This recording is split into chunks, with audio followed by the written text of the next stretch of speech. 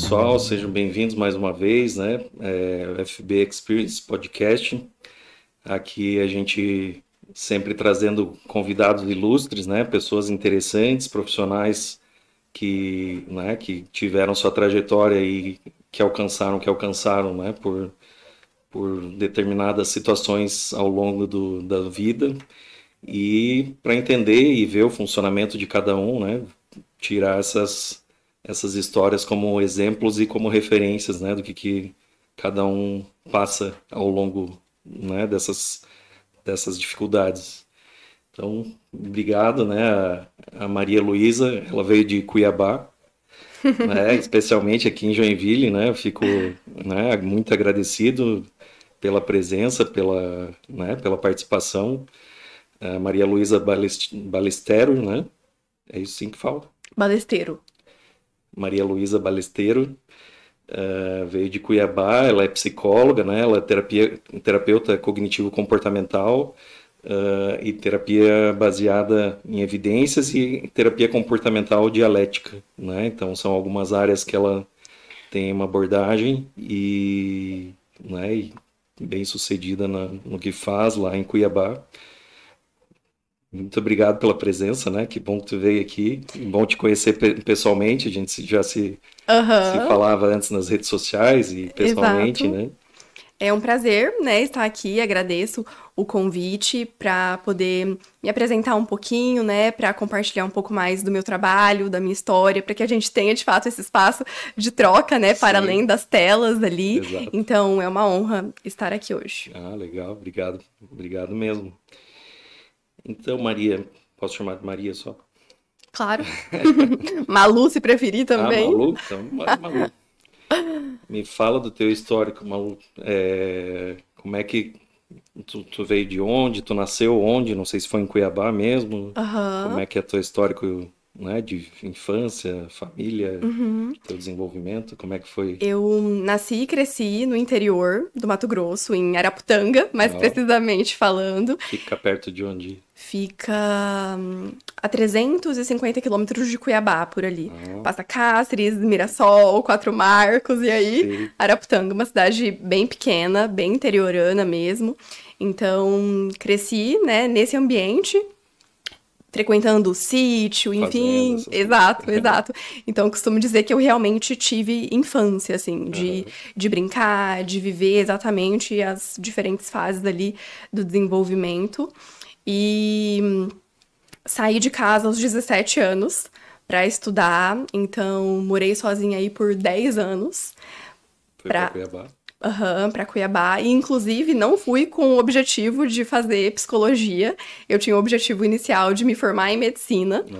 E foi ao longo ali, inclusive, dessa jornada de pré-vestibular e tudo mais, que eu fui me aproximando um pouco mais da ideia da psicologia, né? Já era uma pretensão, na verdade, mas eu sempre fui muito obstinada, gostava de desafios. Eu falei, poxa, eu não vou escolher o caminho mais fácil, que em tese era o que eu achava no momento, né? Sim. Vou tentar passar para medicina. E aí foi nesse processo ali, né, do pré-vestibular, que eu passei pelo meu processo de psicoterapia. E aí foi durante esse processo que eu fui me dando conta que talvez o meu caminho fosse a psicologia mesmo, Legal. Legal. e não a medicina.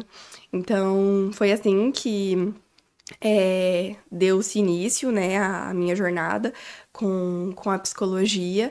E me lembro que nesse processo, né, do pré-vestibular, enfim, você trouxe ali que esse é um espaço para a gente compartilhar um pouco dos Claro. desafios, né? Sim. Às vezes as pessoas veem a gente nas redes sociais e por, né, ver um profissional da saúde mental super bem regulado, né? Tá sempre muito de bem com a Rede vida. social tá excelente. Exato.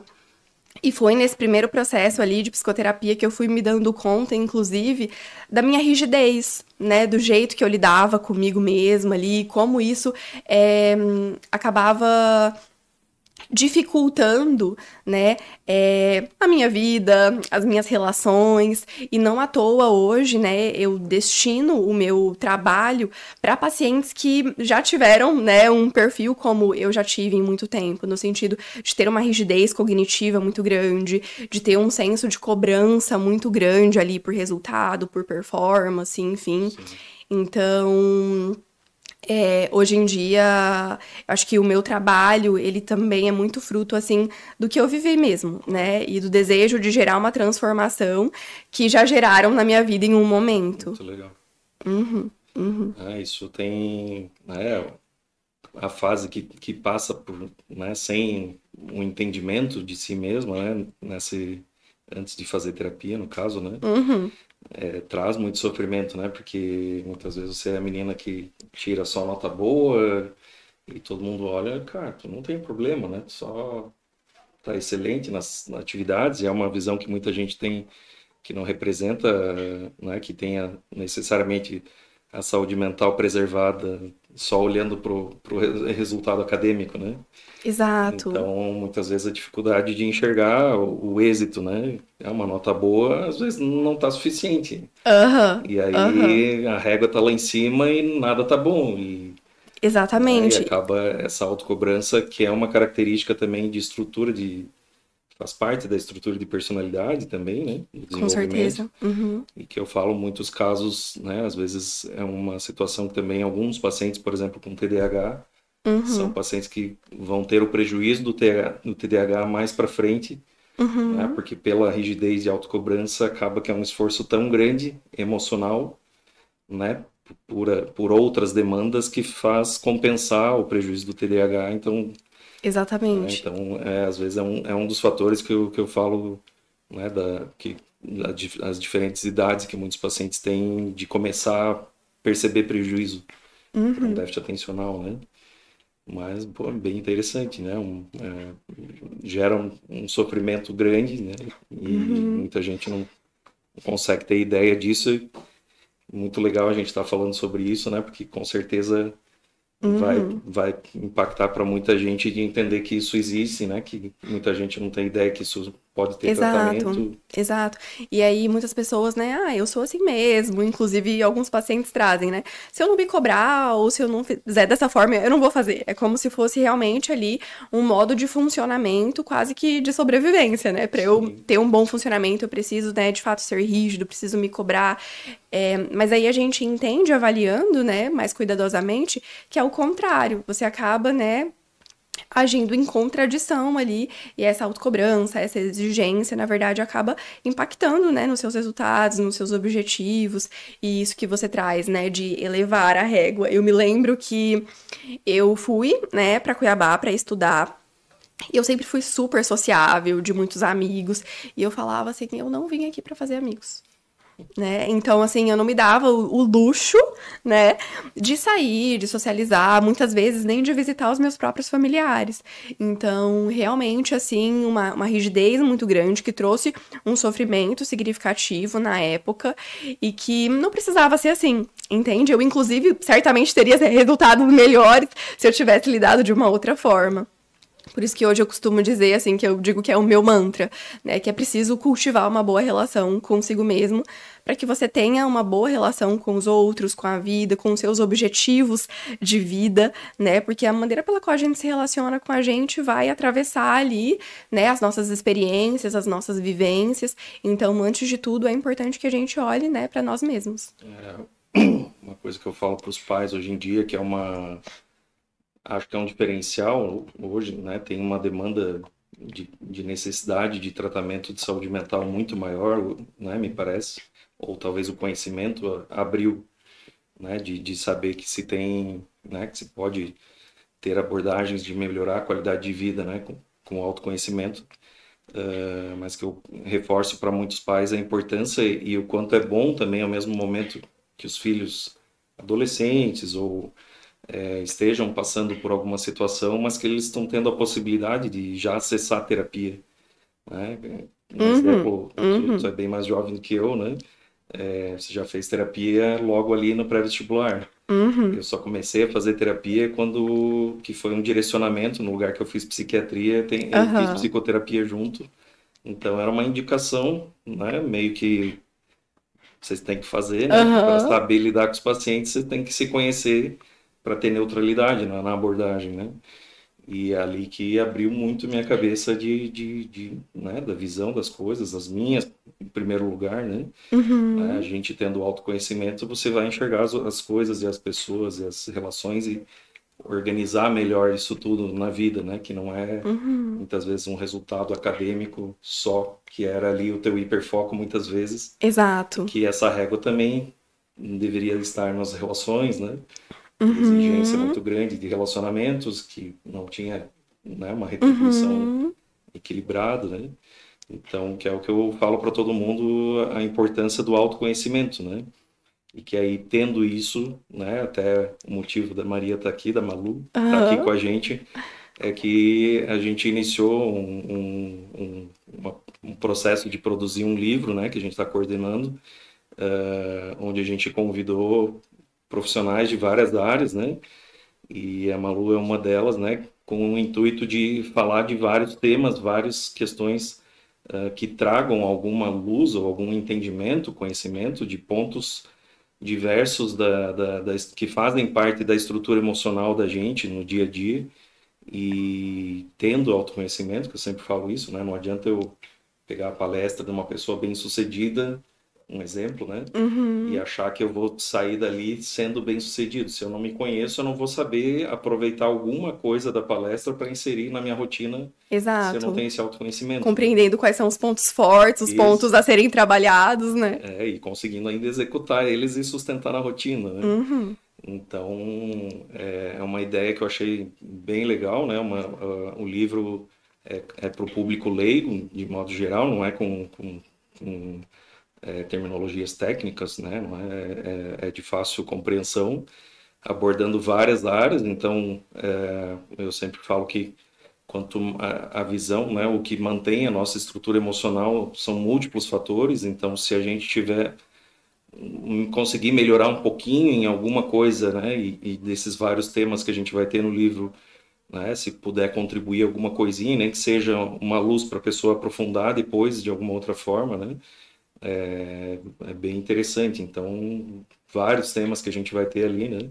De Uhum. nutrição, de esporte, de comunicação, interação, né? Relacionamentos, sexualidade, muito tema legal, bem variado, assim, né? Várias pessoas, colegas bem legais e que a gente vai trazer aqui cada um deles para conhecê-los e também falar dos temas, né?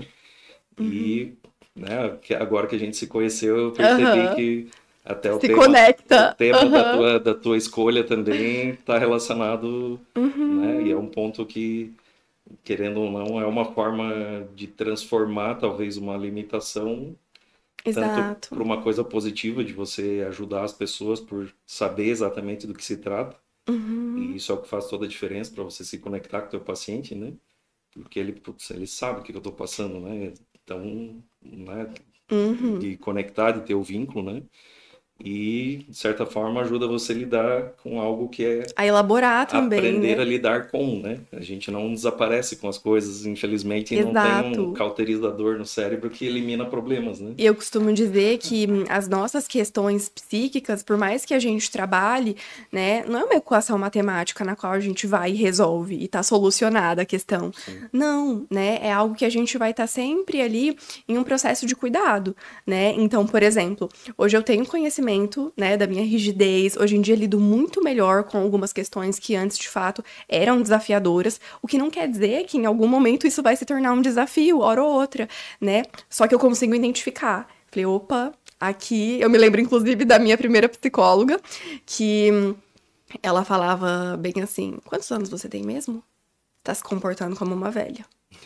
Daí ela me chamava de carrasca, né? Ela falava que eu era carrasca de mim mesma. E aí eu me lembro até hoje disso, ó. Carrasca tá ativa aqui nesse momento, né? Não é hora dela atuar. Então a gente vai elevando o nosso nível de percepção para lidar com as nossas limitações, né? Com os nossos desafios, porque a gente aprende a lidar, né? Como você mesmo trouxe, né? Na conversa anterior que a gente estava tendo, é o que a gente faz com aquilo que nos acontece, né? Aquilo que a gente faz com as nossas limitações. Então é ter isso sempre em mente, né? E eu acho que isso serve também para os pacientes que muitas vezes nos buscam com essa expectativa, né? Como se o ambiente terapêutico e o consultório do psiquiatra fosse um portal, assim, de transformação, onde a vida vai ser perfeita, a gente não vai sentir mais emoções desconfortáveis, e não é bem por aí, né?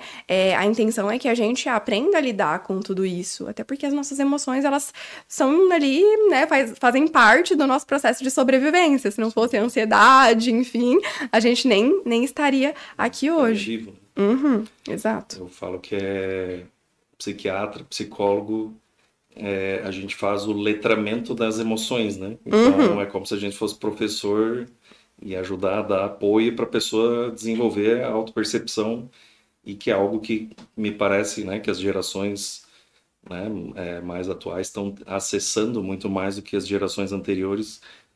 Eu penso, não sei se é algo, não dá para falar que seja um parâmetro para o mundo todo, assim, mas a influência do pós-guerra, por exemplo, né, que acabou com a propriedade, as famílias se destruíram, então essa questão emocional de gradativamente superar um trauma, aí ter a segurança da propriedade, aí da sobrevivência, daí das conexões familiares, para daí, com o tempo, eu lidar comigo mesmo, né?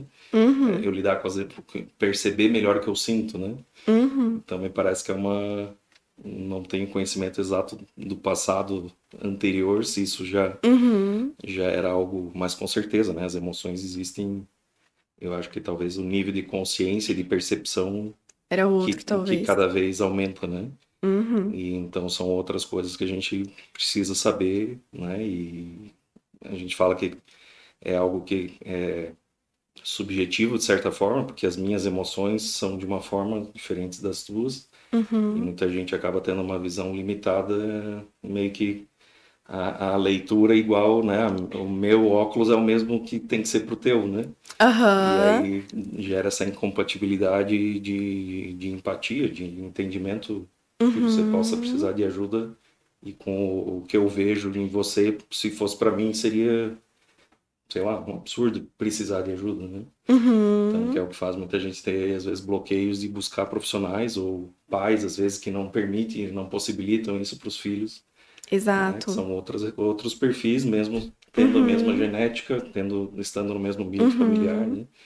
E às vezes a própria rigidez, né, impede de buscar ali, né, esse suporte, no sentido de que eu dou conta sozinho, né, esse problema que é irrelevante, né, eu vou falar, o que a pessoa vai pensar de mim, né, e como eu digo, o problema do paciente, independente de qual for, vai ser importante para mim. Né? Claro. Então, a gente foge do contexto, assim, no sentido, né, de outras vivências, e o foco ali é a experiência individual de cada um, né? E essa é a importância que eu falo, né, às vezes a gente dá aula em algumas faculdades de psicologia, e os psiquiatras também, né? Que eu falo que é obrigatório quem atua na área fazer terapia. Se você não tem autoconhecimento, você não consegue ter a neutralidade de entender a demanda, e que há um esforço ainda, né? Entender a demanda, que aquilo ali, né? A demanda do paciente é dentro das vivências dele, do histórico de vida dele, na situação que ele está inserido, né? Exato. Não é a minha vivência. Então, exato, ter a neutralidade para dar ferramentas, né? Para que ele vá tomando as melhores escolhas e entendendo as coisas de formas diferentes, para ter mais clareza, né? E é importante a gente se colocar nesse processo também para compreender quando o paciente ele tem dificuldade de se engajar, né? Porque a gente experimentando esse ambiente, a gente sabe que em alguns momentos é desconfortável, né? Vai exigir ali um trabalho, uma intencionalidade. E se a gente não experimenta esse lugar, a gente acha que é fácil, né? E acha que o paciente está sendo ali, enfim, negligente ou algo nesse sentido, mas na verdade é porque tá sendo difícil mesmo, né, sustentar esse espaço. E a evolução dessas etapas da maturidade é na dificuldade, né? Exato. Então, você não vai sair dando risada necessariamente, né, do Uhum, consultório. uhum. A Momentos, mudança precede talvez, um desconforto, né? exato, né? A gente só desenvolve para a vida enfrentando as dificuldades e não fugindo delas, né? Sabendo identificar e enfrentar. Uma característica que é interessante né? Eu atendo um público que é mais intenso, mas que tem, né? A rigidez cognitiva aparece em vários quadros, né? E isso na infância, eu sempre falo que o começo de uma criança que demonstra já, né, ali pelos 6, 7 anos, um padrão rígido, inflexível, hipersensível, talvez, também é uma característica que muitas vezes acompanha. Vários quadros podem aparecer e aí que é o caos hoje de muitos diagnósticos, né? Que é Uhum. uma coisa que tem que ter calma. Cada criança é de um jeito. Tem um fator familiar, estressor, muitas vezes, que faz isso triplicar de intensidade, né? Que a criança ela não consegue expressar que, meu pai tá me enchendo o saco, minha mãe, ela só Aham. está inserida ali modulando os comportamentos dela de acordo com a forma que ela vem inserida no contexto de família, de vida dela, né? Então, quadros como TDAH, toque, bipolar, autismo, até, dependendo dos quadros, até esquizofrenia, claro que todos esses, quando eu estou falando desse exemplo aí, a gente, em hipótese alguma, consegue ter o diagnóstico nessa hora, né? Uhum. Por isso tem que ter a cautela e enxergar que seriam sintomas-alvo, se forem sintomas que estão trazendo prejuízo, né? Uma possibilidade de desregulação emocional, comportamental, né, que possa vir decorrente disso, e cautela para ir observando o desenvolvimento, né? Então, uma coisa que é interessante é a questão cognitiva, que quem tem um padrão rígido, inflexível, hipersensível, tende desde pequeno, Uhum. porque o basal, eu falo que o temperamento tendem a ser pessoas mais temperamentais, muitas vezes, né? Tipo uma facilidade maior de uma irritabilidade basal que está Uhum. junto nessa ansiedade. É É um porque a pessoa, padrão, ela, justamente, ela não tá bem regulada, ela não tá bem organizada, e aí vem algo do ambiente que ela não tava esperando, né? E aí vem exato. a reatividade, né? A E, a- inabilidade. e esse basal rígido, né, esse temperamental, que eu vejo que é muito da genética, né, Uhum. esse o indivíduo nasce com esse basal, pelo menos, né? E depois tem muitas modulações que vão acontecendo no desenvolvimento e de acordo com a influência do meio. Mas esse fator temperamental tende a trazer que o indivíduo tende a fazer naturalmente uma leitura tendendo para a negativa das coisas. Então, desde as relações com as pessoas, que já, né, pai, mãe, né, o que entende, Uhum. fica uma... E claro que isso é algo, né, não é um modo de... Isso é bem subjetivo no sentido de como que isso representa para cada paciente, para cada pessoa, né? Mas Uhum. é uma das características que traz, inclusive, a autoavaliação de bom ou ruim, né? Então, coisas boas tendem a você fazer uma leitura não tão boa e aí nunca tá bom, né? E muitas vezes vem também da infância uma autopercepção né? Porque a gente tem, querendo ou não, tem o investimento afetivo vindo dos pais, né? E se eu Uhum. faço ou não faço direito a essa leitura que não necessariamente, né, podem ter pais que são exigentes, dependendo em alguns casos, né, que cobram excessivamente, e aí reforça esse fator, mas muitas vezes a gente vê nos quadros que não tem necessariamente, né, os É pais pela não foram leitura, né? A leitura que a criança faz do isso, ambiente, no sentido de que, por exemplo, eu olhando pra mim, né, pra minha rigidez, pro meu histórico, eu não vejo tão pontualmente a cobrança dos meus pais. Eu me lembro que, inclusive, no tempo do pré-vestibular, eu ligava pros meus pais, assim, né, que tava difícil, e a minha mãe falava bem assim: passa um batom, passa um blush, vai no shopping ver um filme, não precisa estudar hoje. entra em outra coisa. Mas aí é aquela coisa, né? Eu me cobrava, né, o suficiente por todos ali. Então, é de fato isso.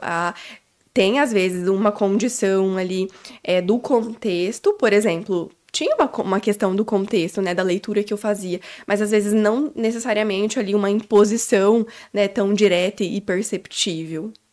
E esse é que eu falo que é uma experiência que eu fui tendo de tratar pacientes autistas, né? e por ter muitas vezes uma demanda grande de ter que entender muito o contexto familiar para tentar aliviar o máximo possível isso que vem através dos cuidados, não é nada proposital, né? E vem através dos cuidados ao longo da trajetória do desenvolvimento, desde que a criança é pequena e vai crescendo, né?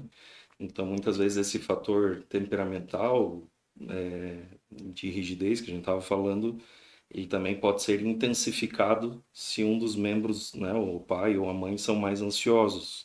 Uhum. Também é uma coisa que dificulta de forma leve, né? Dificulta muitas vezes a leitura do afeto, né? Então, de eu ter segurança e mesmo os pais fazendo tudo, né? Mas é Uhum. coisa leve que vai levando e isso vai tendo essa autocobrança que é como se eu tivesse que ter reconhecimento, mas pô, mas teus pais estavam ali, então, claro que é multifatorial, não é. Sempre. Eu sempre explico Uhum. para os pais que a gente explicando uma coisa não quer dizer que eu estou excluindo outras, né? Não existe uma explicação única, né? Uhum. É todo vários fatores, né, que fazem parte, né? Fator biológico, ambiental. Uhum. Isso que é bem interessante de entender isso, né? E pensando nisso, do ambiente, por exemplo, que não tinha essa cobrança direta, mas a minha mãe, ela sempre foi uma mulher realmente, assim, focada na carreira e tudo mais. E eu tinha ela, né, como essa mulher que se arrumava, saía bonita de terninho, trabalhava, era admirada no trabalho. Então, e sempre me estimulava muito a estudar, né, a ter uma carreira, a ter autonomia. Então, o trabalho, a carreira sempre foi um valor muito importante pra mim. Sim. Então, o fato de sair com 17 anos pra estudar, para o vestibular, e enfim, não é à toa, né? Sim. Tinha um objetivo ali. Tanto que o livro, né, ele traz ali. O título, né, contando aqui pra vocês, é Conectados e Sozinhos, né? É, o paradoxo dos vínculos na era digital e da alta performance. Uhum. No sentido de que eu vejo, né, muitas pessoas focadas também na carreira, no sentido de ter autonomia, de ter sucesso, mas que na tentativa de ter, né, um sucesso em uma área específica, acaba deixando as outras áreas ali à míngua, como dizem. E eu me vi por muito tempo focada nisso, né, inclusive de falar, não tô aqui para fazer amigos, né, tô aqui para estudar, no sentido de realmente me concentrar ali. Mas eu vejo também os dois lados dessa moeda, no sentido de que foram renúncias importantes para ocupar o lugar que eu ocupo hoje, mas eu vejo que as nossas renúncias, elas precisam ter tempo e propósito. Porque senão a gente vai perdendo o sentido no caminho e, de fato, vai deixando as outras áreas à míngua, né? E vai passando muitas vezes por esse processo de solidão, né, de desconexão, porque se você tá muito focado ali em uma área específica, porque querendo ou não, eu de fato precisei abrir mão em alguns momentos, né, de estar presente em, né, em algumas comemorações. Se a gente pensar, né, eu sempre falo que nada dos extremos, né? Porque para você ser bem-sucedida, para você ser diferenciada, você tem que se dedicar, vai ter que, né, se abster de muitas coisas que vai estar todo mundo lá e você não vai estar presente, né? Isso que vai te diferenciar de você fazer, né, fazer a diferença que a grande maioria não faz. Hum, A questão é isso, né, disso não persistir tanto tempo, sendo ou não ir só para um isolamento total e você exato. largar outras áreas, mas também que muita gente acaba fazendo o inverso, achando que tem que fazer o inverso, só que daí também não vai ter resultado, né? Exato. Eu costumo dizer que o equilíbrio é meio uma utopia na minha cabeça, assim, Sim, né? Mas é preciso que a gente busque intencionalmente por um equilíbrio dinâmico, né? E eu fui, exato. né, entendendo mais e buscando mais esse equilíbrio dinâmico depois, de fato, de vivenciar o meu processo terapêutico. No sentido de que, ok, eu tenho objetivos muito claros com relação à minha carreira, mas eu também tenho outros valores importantes. No sentido de família, né? Eu sou realmente muito família. Só que aí eu me via abrindo mão de alguns valores para sustentar um único pratinho, né? E isso, no final das contas, não estava me levando para a vida significativa que eu gostaria de viver.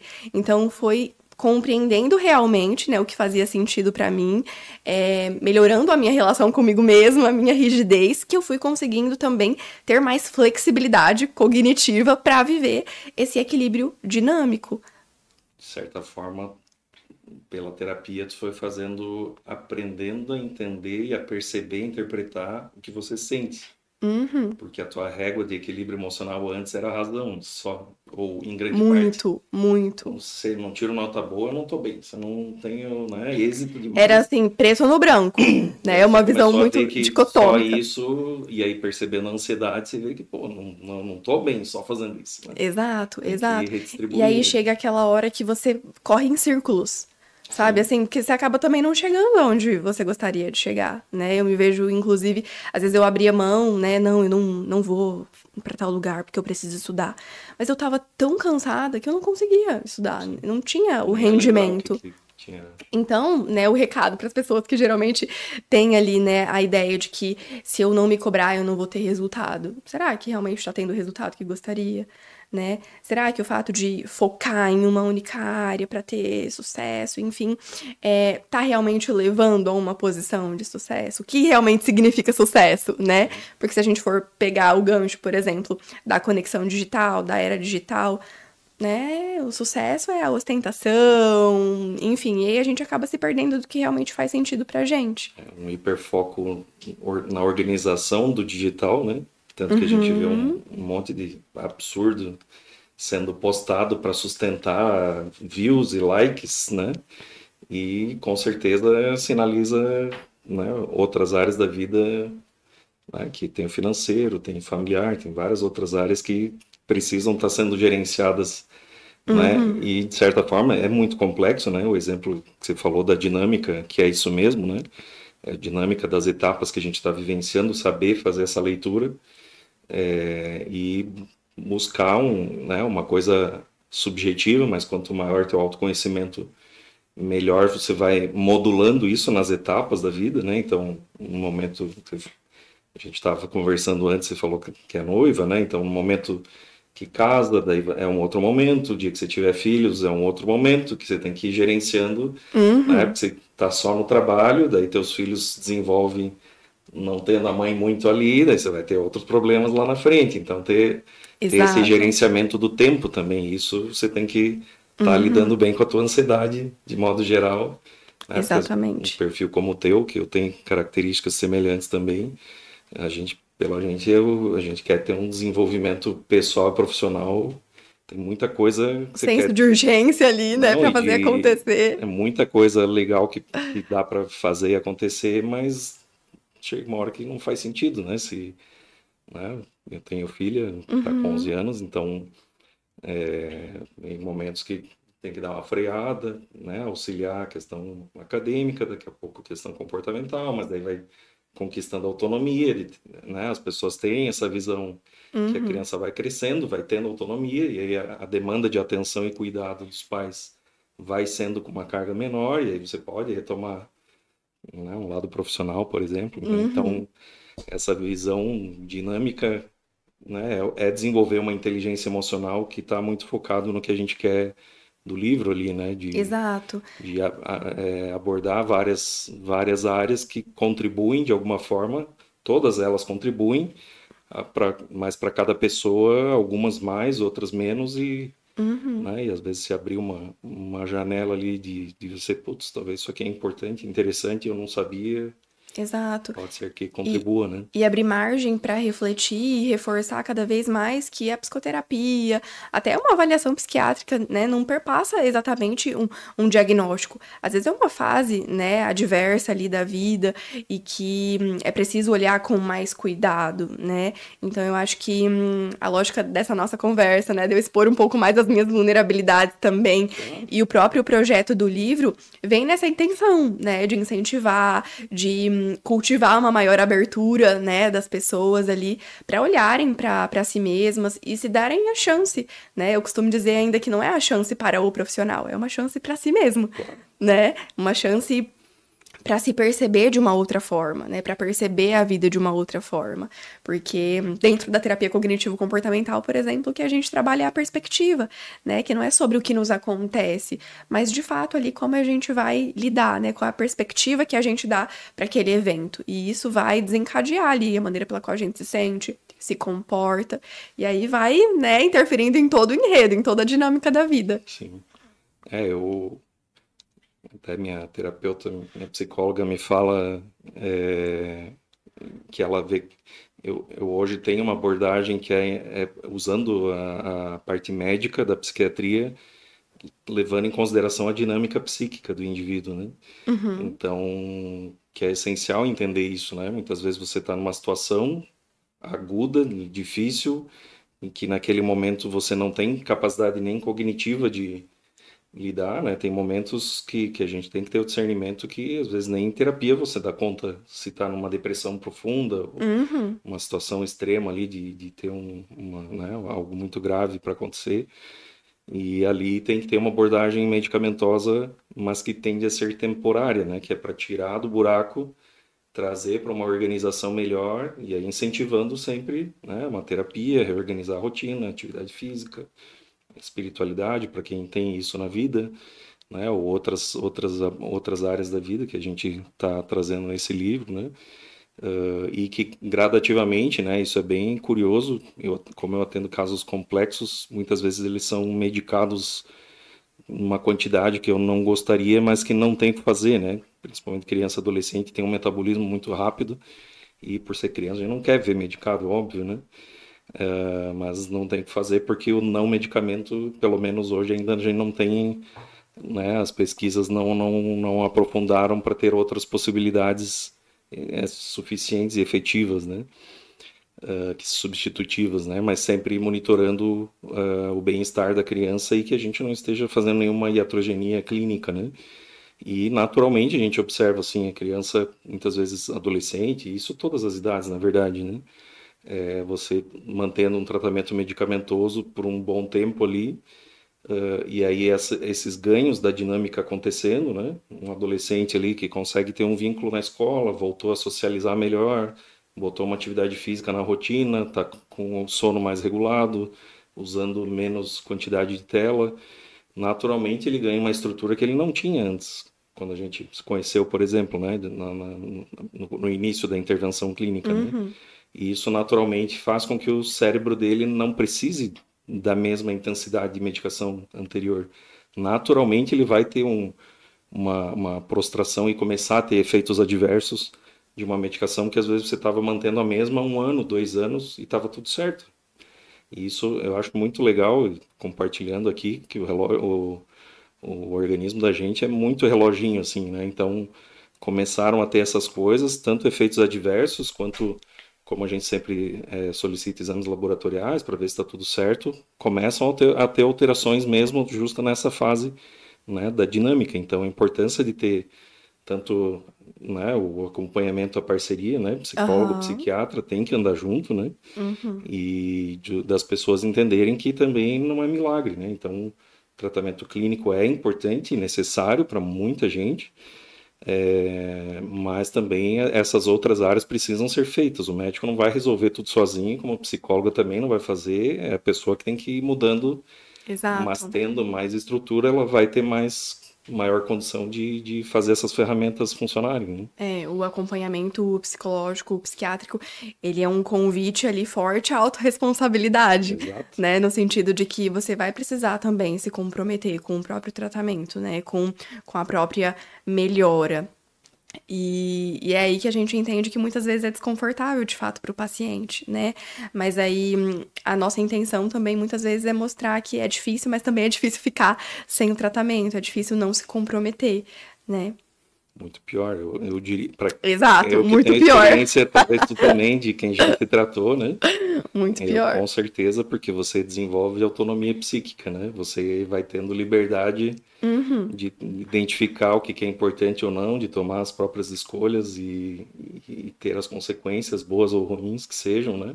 uhum. Mas e tendo uma vida que faz sentido, né? E no momento, né, quebrar isso, que nem você falou de se responsabilizar, né? Que no momento que eu projeto para fora, né, é você que tem que mudar para eu ficar bem, é você que tem que me tratar de um jeito específico para me sentir melhor. É a sociedade que tem que fazer alguma coisa, esquece. Sociedade não vai mudar em O teu nada, né? noivo não vai fazer isso por ti, Exato, entendeu? A exato. pessoa que vive contigo dentro de casa não vai ter essa. Uhum, Não, é loucura, né? Não tem como uhum. a pessoa mesmo que convive diariamente contigo, que te conhece, ele não vai ter essa leitura, essa Uhum, capacidade. Então, é assumir a responsabilidade e as uhum, rédeas da própria vida de enfrentar. É exato. trabalhoso, é duro, né? Mas a maturidade vem na dor, Uhum. não é, não é na alegria, né? Exato, exato. Senão você fica refém do ambiente, né? No sentido ali de fato não se responsabilizar da parte que te cabe, né? Eu falo que são pessoas que são planejadoras futuras, justificadoras do passado e que não estão fazendo nada hoje, né? Que não tem sentido, né? Então Uhum, só reclama, só isso, só, né, projeta culpa e uhum. eu não faço nada hoje. Então, mas no futuro vai ser bom. Putz, mas lá atrás a pandemia me ferrou, não sei o quê, né? Aham. Sempre tem uma explicação, né? E Mas muitas vezes essa é uma própria estratégia de enfrentamento disfuncional, total. né? No sentido de se sabotar, de planejar muito, mas não conseguir executar. E aí são nesses detalhes também que o processo terapêutico faz toda a diferença, né? No fato de desenvolver novas habilidades, de compreender mais a si mesmo, de ver como as próprias percepções às vezes acabam, né, te levando ali para um lugar onde você de fato não gostaria de estar. Sim, unir o raciocínio do que está realmente acontecendo, né? Tipo, Uhum, você pensa que é isso, é aquilo, mas na prática é isso mesmo, aham. né? Quais são as evidências, né, de que É, é isso mesmo que tá acontecendo, né? sim, é Aham. bem isso. Meu, muito legal a conversa contigo, né? É um prazer te conhecer pessoalmente, né? A gente, como eu falei, a gente tinha se falado, já se conhecia bastante pelas redes, né?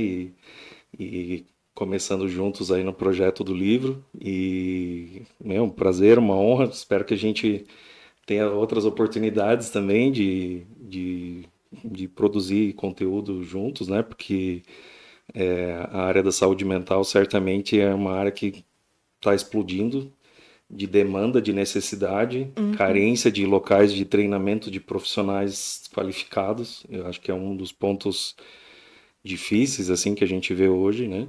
E com certeza a gente, eu acho que tem um papel até social de contribuir, assim, né, de conteúdo, de informação, e tanto para o público leigo, né, de ter maior compreensão do que se trata para buscar ajuda, para orientar alguém, para, né, quanto para pessoas interessadas na área também buscarem, né, conhecimento, buscarem um rumo profissional mais assertivo, né?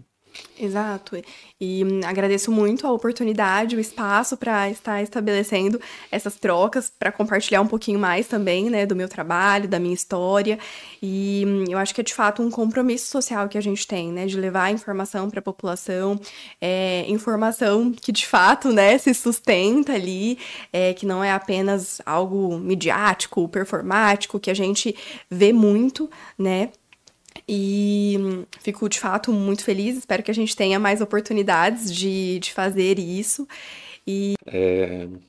Então, para quem está ouvindo, né, e vendo, onde é que as pessoas podem te procurar, te encontrar nas redes sociais? Vocês me encontram no Instagram, né, marialuisabalesteiro.psi, e lá eu também, né, faço isso no sentido de levar a informação, mas em um tom mais, de fato, do cotidiano, né, de questões mais concretas ali que as pessoas experimentam no dia a dia.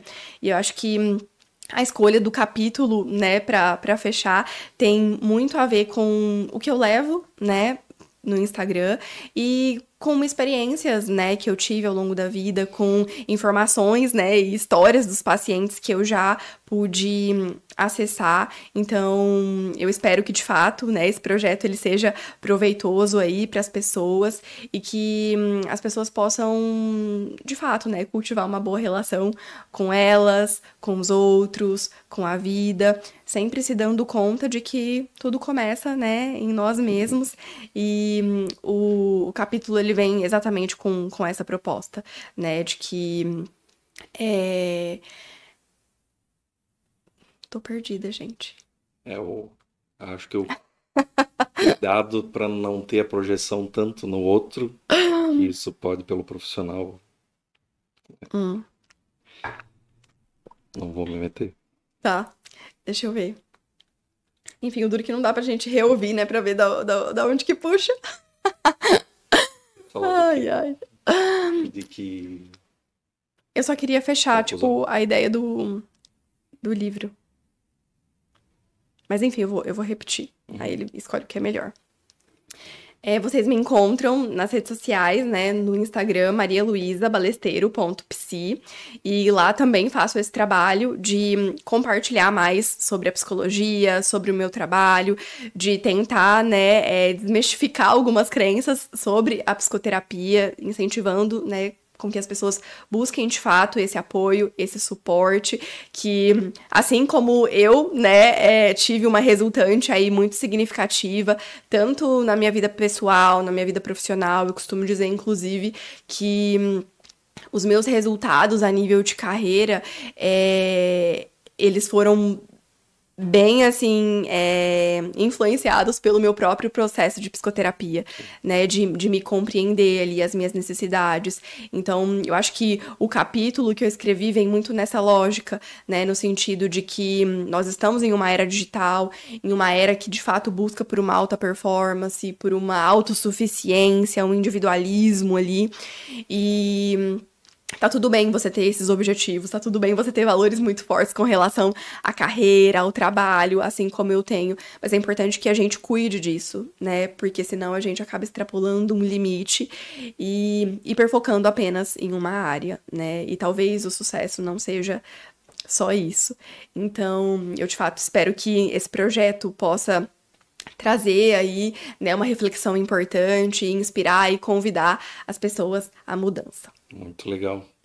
Obrigado mais uma vez. Agradeço, né, a audiência de todos e a gente fica à disposição nas redes sociais, né? A Maria deixou as delas, eu tenho as minhas aqui, então a gente fica à disposição aí para auxiliar também sempre que necessário.